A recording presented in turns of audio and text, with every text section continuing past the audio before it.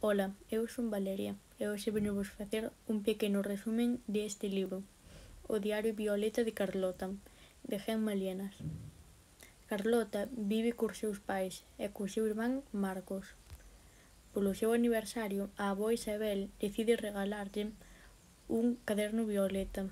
A avoa Ana dálle unha idea de que no caderno pode escribir situacións machistas. Ela pensa que non hai machismo, pero pouco a pouco vaise dando conta de que non é así. Súa avoa Ana vaille mandando uns papeles onde hai nenas que sufriron machismo, polo que Carlota dérase conta de que sí que había machismo.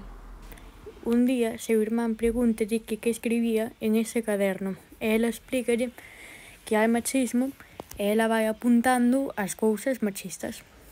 Polo que Carlota decide facer o grupo Acomi, xunto ao seu irmán e moitos dos seus amigos. Un día, a profesora propúxolle que leran todo o que escribía no caderno aos seus compañeiros, para que todos se enteraran do que iba, e ela aceptou. Gemma Lienas naceu en Barcelona en 1951. É escritora e colabora habitualmente en varios medios de comunicación.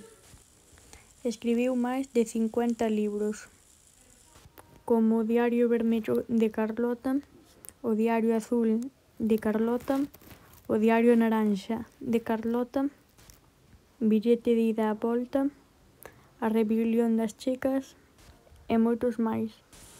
A miña personaxe favorita é a avoa Ana, porque lle fai ver a Carlota que en realidade sí que hai machismo e que non hai igualdade. Na miña opinión, este libro está moi ben e é moi interesante, xa que aprendes moito con el. Adeus.